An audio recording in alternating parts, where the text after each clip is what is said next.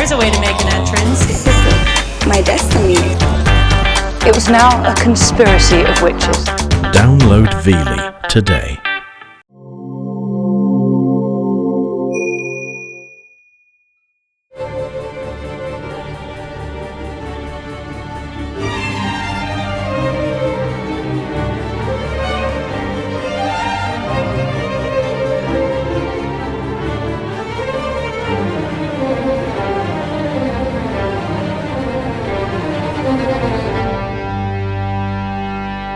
The more we perceive, the more we receive. At the Discovery Orchestra, we certainly believe this is true where music is concerned. We've all encountered Antonio Vivaldi's The Four Seasons in restaurants, in movie scores, and many television commercials, perhaps even the concert hall. But are we aware of all the incredible verbal descriptions Vivaldi provided us in his score? I'm George Marriner Maull, Artistic Director of the Discovery Orchestra. In this two-part series, Discover Vivaldi's Four Seasons, violin soloist Peter Winograd, members of the Discovery Orchestra, and I will be pairing music to text as we share Vivaldi's insights with you. Here now is part one, Spring and Summer.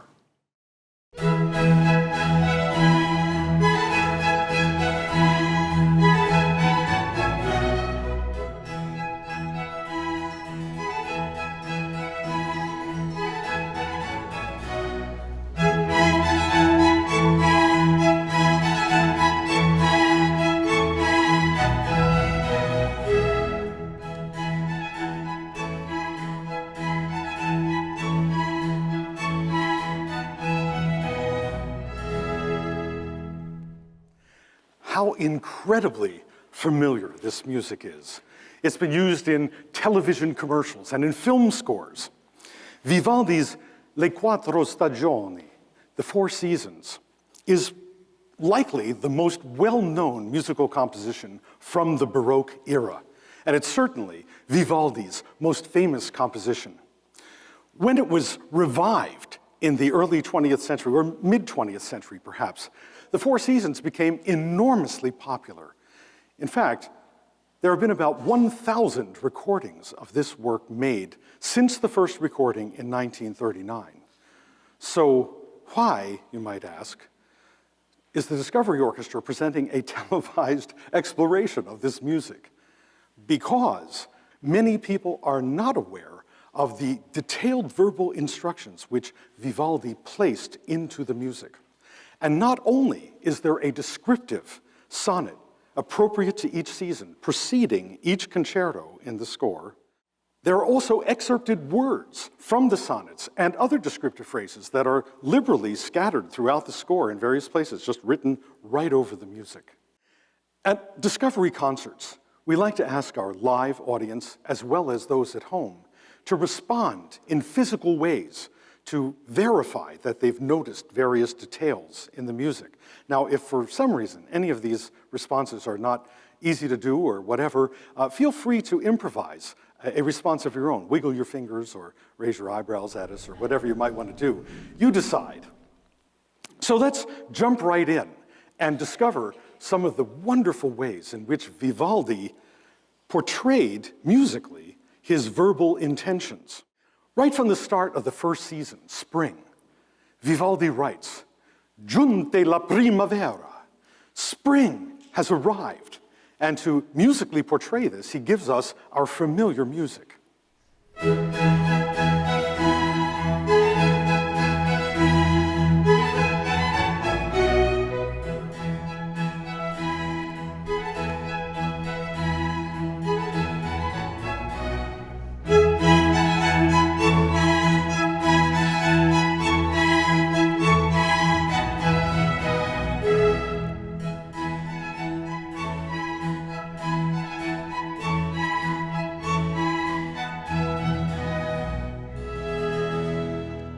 Now, the next music he gives us is literally for the birds. Not figuratively for the birds, but literally for the birds. He writes, "The birds welcome it." Welcome what? Spring, of course. "The birds welcome it with joyous song." So here come the birds, sung by 3 solo violins.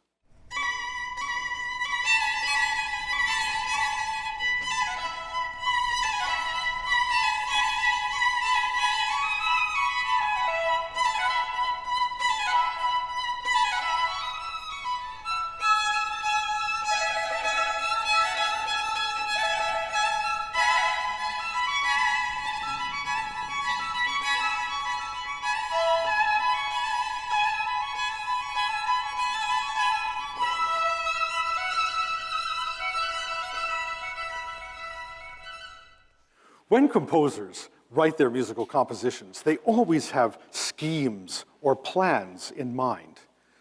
In this movement, Vivaldi chose Ritornello as the scheme or recipe that he would use. Ritornello, literally in Italian, little return. In this form, a musical phrase or idea keeps coming back over and over and over again. You know, kind of like a friend who keeps showing up at your house, either invited or uninvited.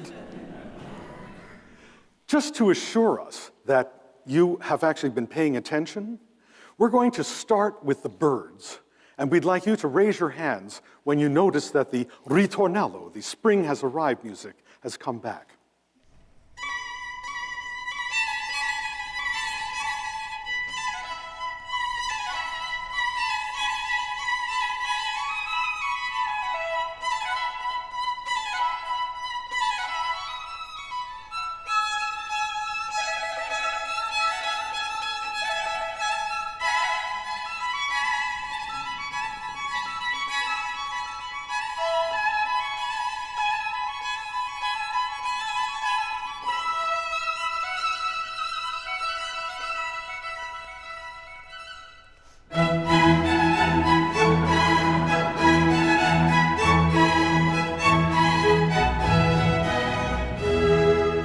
I knew you could do it.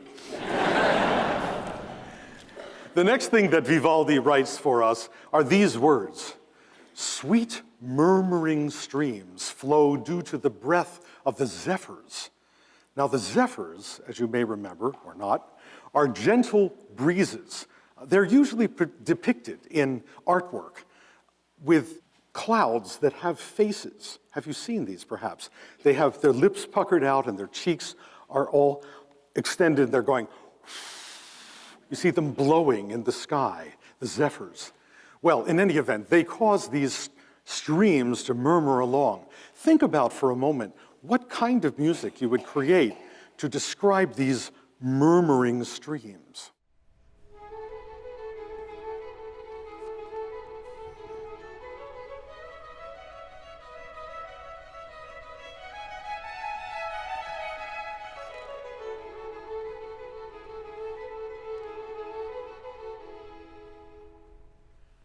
Now, we know that the weather is always changeable. Vivaldi writes, but the sky darkens. There is thunder and lightning. However, Vivaldi is not going to use bass drum and cymbals like Johann Strauss to create this effect. Instead, he's going to create this thunderstorm, this brief thunderstorm with just the strings that are here on stage.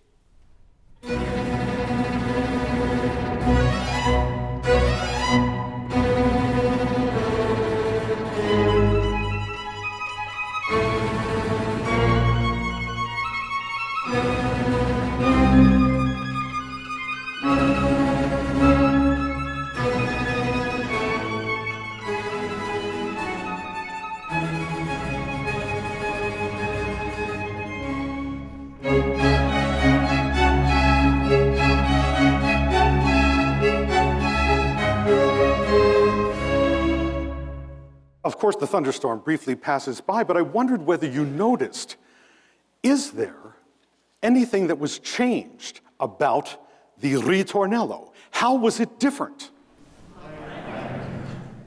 What a knowledgeable audience. This is great. Wasn't expecting that.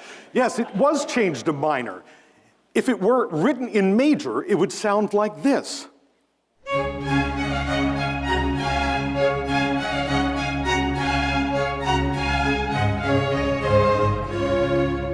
But appropriately, because we just had a thunderstorm, he gave it to us in minor.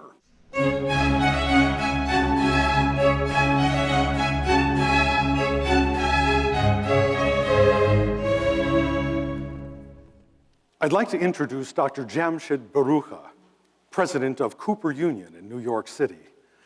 Dr. Barucha himself, a trained musician, is one of the world's leading experts in the effects of music on the brain.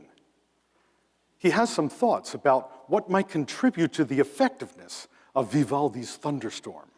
Well, let me just play the thunderstorm, and I guess you can play the lightning. Yeah, we get both. We get a little of each in this passage. So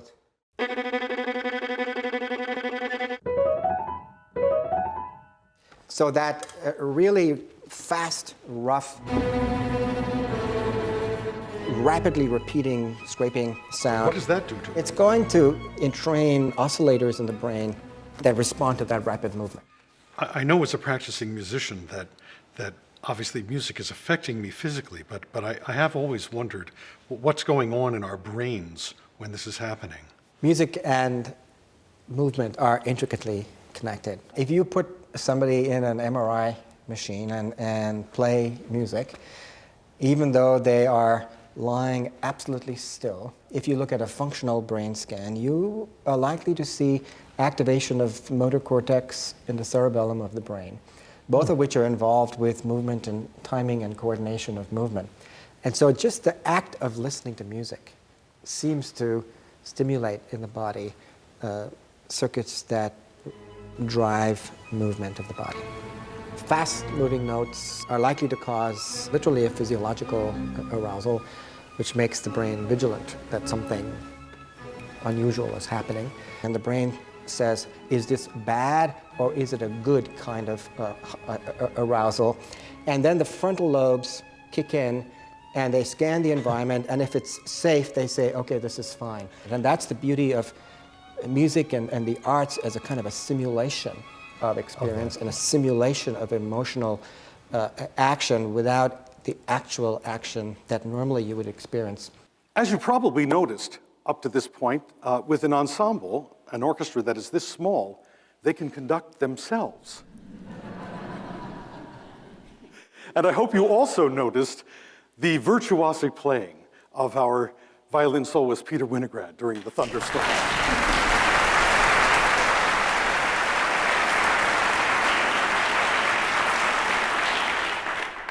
The Four Seasons are, after all, solo violin concertos in which a single violinist is featured in a sort of conversation with the rest of the ensemble. Now, concertos as a genre of music are generally written in 3 distinct chapters or movements.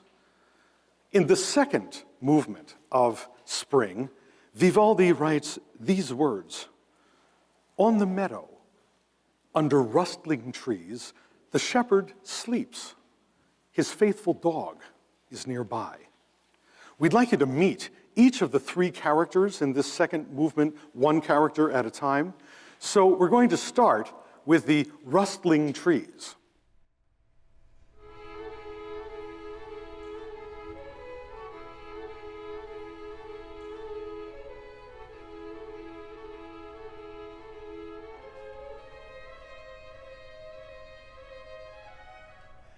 Now I'd like you to meet the faithful dog, who, by the way, does not have much of a vocabulary. He essentially says, woof, woof, that's it.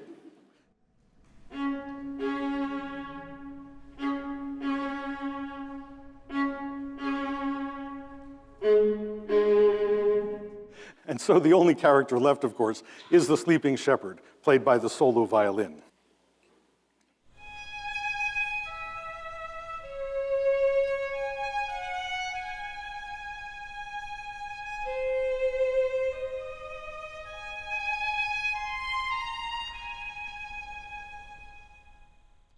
And I would like you to listen for each of the characters as they all play together now. Listen for the trees, the dog, and the sleeping shepherd.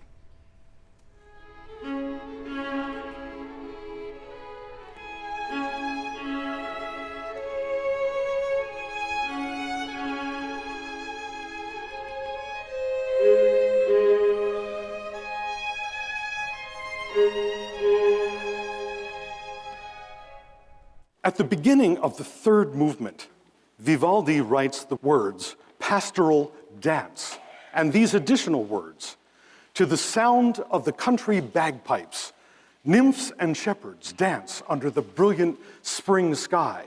Wherever there are shepherds, we find the bagpipes. And the one unmistakable characteristic of the bagpipes is its drone sound, which is built in to the mechanism of the instrument. 2 pitches play continuously under whatever melody is occurring above those pitches. And those 2 pitches are usually 5 sounds apart.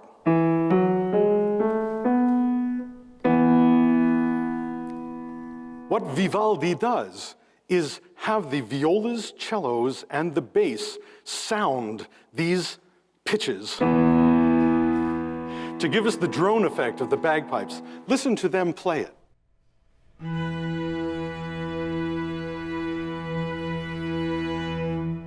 Not bad, is it? Okay. Pretty good bagpipes. So I would like us to listen now to the Ritornello of the third movement. By the way, you know, it has an incredible rhythm. The rhythm goes like this. Da da da da da da da da da da. Say it with me. Yeah, it just kind of swings along. Listen to the Ritornello of the third movement with its faux bagpipes part.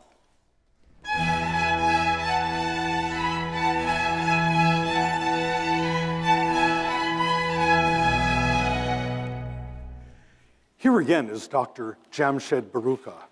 The bagpipes have a long tradition, and they do produce this perfect fifth. Yes, it's this one. Yeah, perfect They're fifth. the which- drone part of the instrument. Exactly, and that emerges just simply as a result of the laws of physics of vibrating objects. There certainly is a physical predilection towards use of that interval because you find it in the voice, in speech. If you look at, as I speak, the vibration of the vocal cords is like the vibration of a string.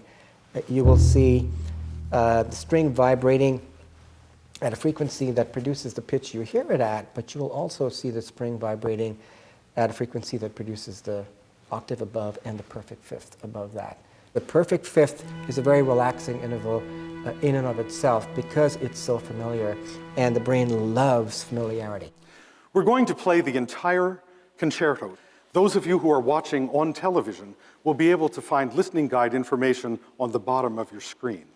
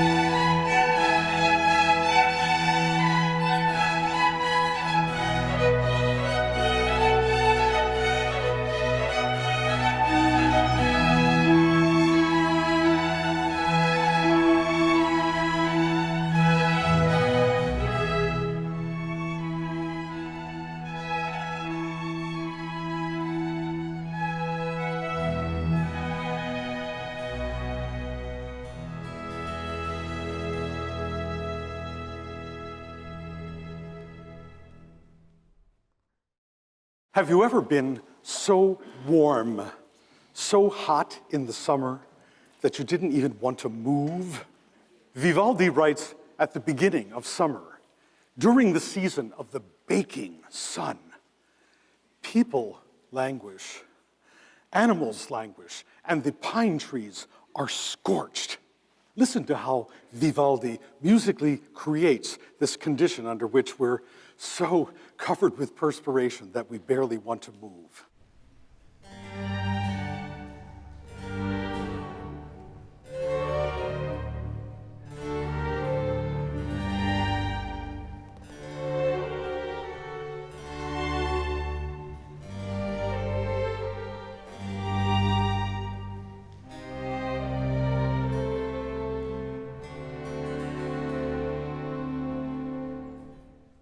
How do you think he did?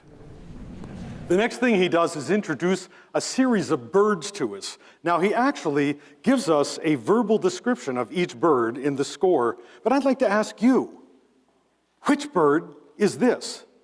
Peter, give us the bird. The first bird.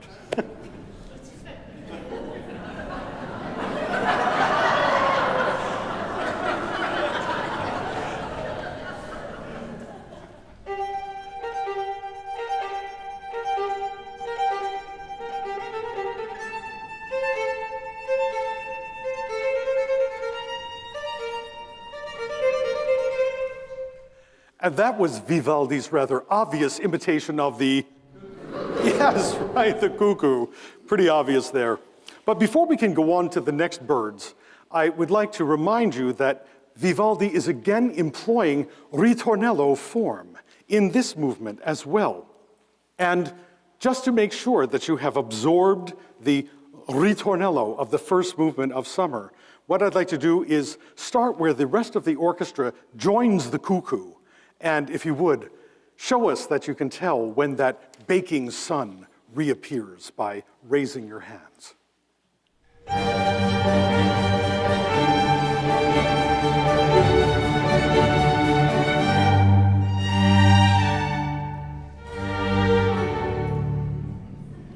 Exactly, exactly. Now, the next contestants are the dove and the goldfinch. Here first is the dove.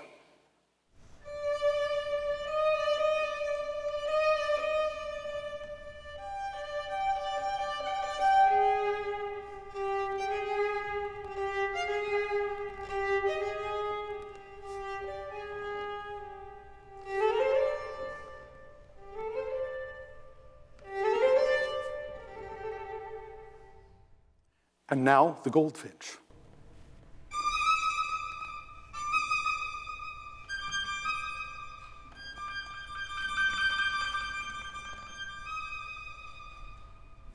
You may have read or heard that there are those within the scientific community who assert that our musical behavior may well have begun as a direct result of our observing and listening to birdsong many millennia ago.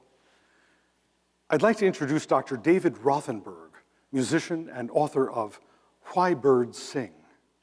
I think as long as there's been humans making music, people have been listening to birds. Birds have been singing in the background. We've always called their sounds songs. Do you think that we really were influenced by the birds initially? In other words, that our own musical impulses grew from observing orally what birds were doing?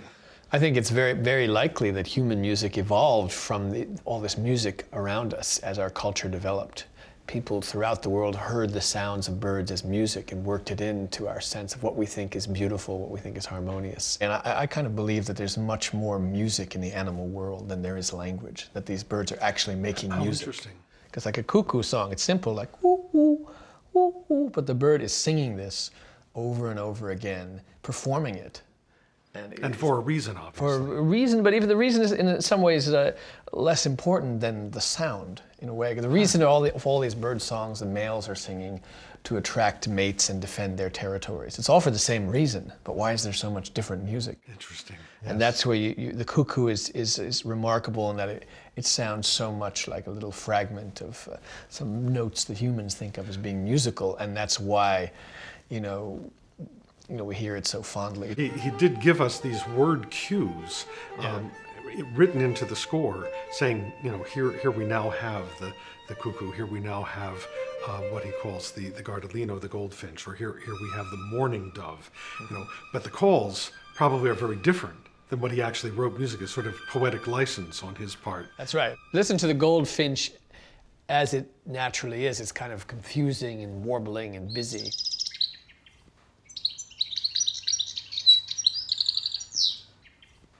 We're better at seeing complex order than hearing it sometimes, so that's why it can be useful to slow down the sound of the goldfinch and to bring the pitch down. You'll still sounds pretty complex, but it's more within our range of understanding.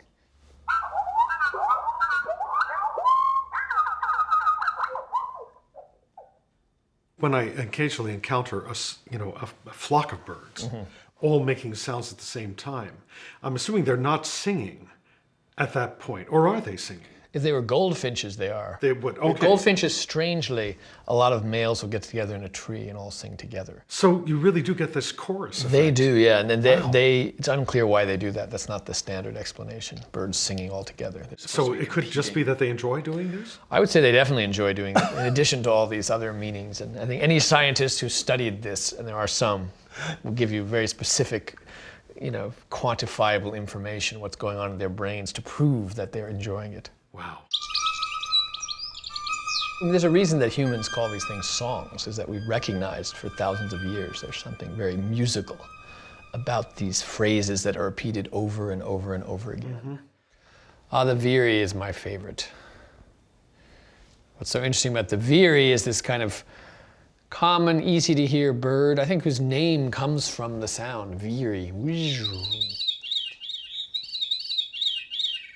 Goes by really fast, so it's hard to sense what the structure is. But this one, when you slow down, is just genuinely surprising. It's just really not what you expect. You immediately hear an example of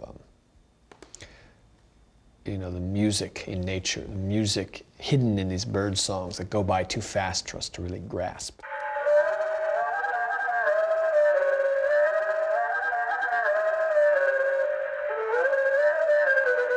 That is astounding. Yeah, and that's one of the most amazing examples. And you can hear now what we saw before, that this really has this jazz-like quality.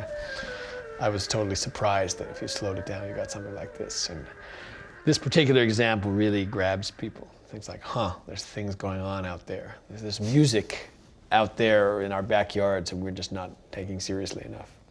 You may recall the zephyrs, who were in spring, those gentle breezes. Well, Vivaldi has them make a comeback in summer with this music.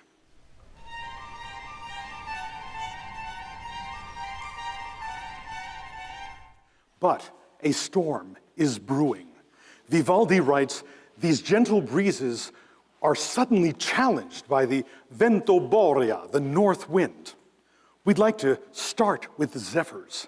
Maybe you'd be so kind as to raise your hand when you can tell that the north wind has entered the picture.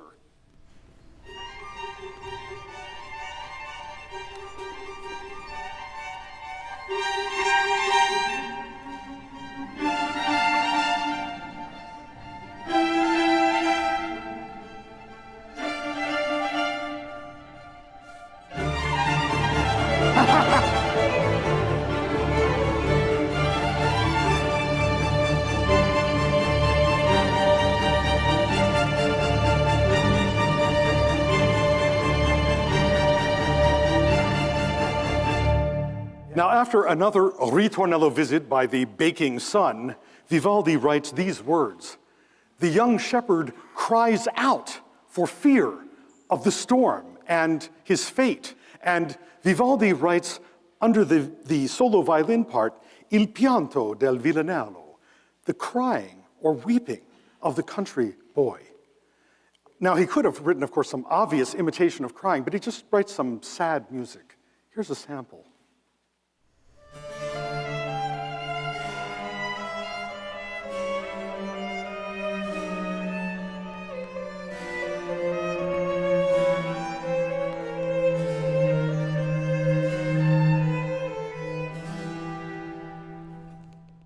That north wind comes back with a vengeance, and Vivaldi undergirds that occurrence by resorting to a device in music we call unison.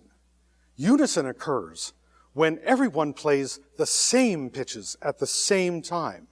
Now, they might actually be playing the exact same pitches. I can play this G and sing with it, so that we have the same pitches exactly at the same time. Or it might be similar pitches that are 8 scale steps or an octave apart.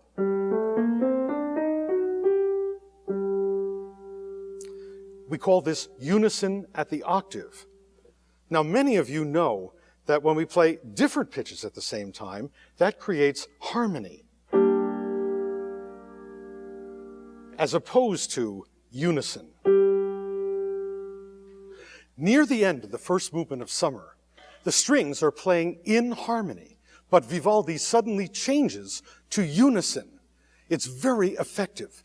And he has them all end this movement on a strong unison G. We're going to start playing before the change to unison. And what we'd like you to do is raise your hands when you detect that Vivaldi has made that switch from harmony to unison.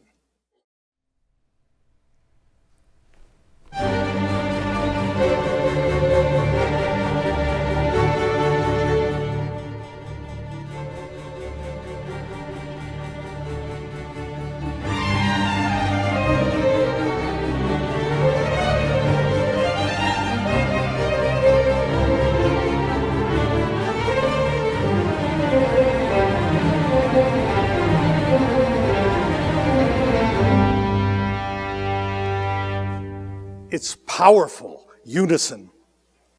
In the second movement, or chapter of this piece of music, Vivaldi writes, he, the shepherd, stirs his limbs for fear of the ferocious lightning and swarms of gnats and flies.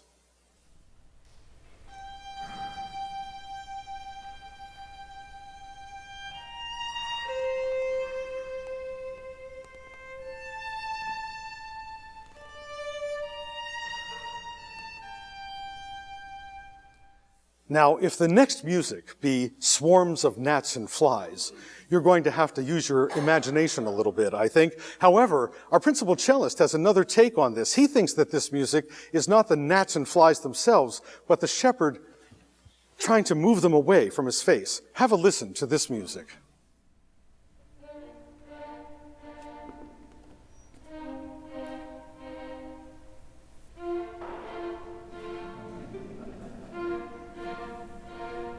Vivaldi's description musically of distant thunder is very effective, though. Have a listen to that.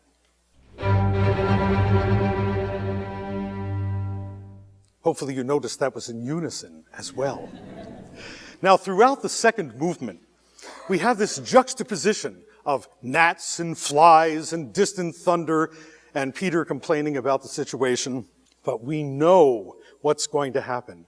At the beginning of the third movement, Vivaldi writes, his fears are all too justified, for thunder shakes the heavens, and hailstones break off the heads of the cornstalks. It's going to storm, it's going to thunder and lightning, and Vivaldi is going to, again, create all these weather effects using only the strings that are on stage. Remember, this is a solo violin concerto, and we can expect that Vivaldi will challenge the soloist with dazzling technical things to do, and we won't be disappointed. And of course, I do hope that you will notice that the third movement also ends with a strong unison G. We'll see you next time for Autumn and Winter In the meanwhile, here is Summer.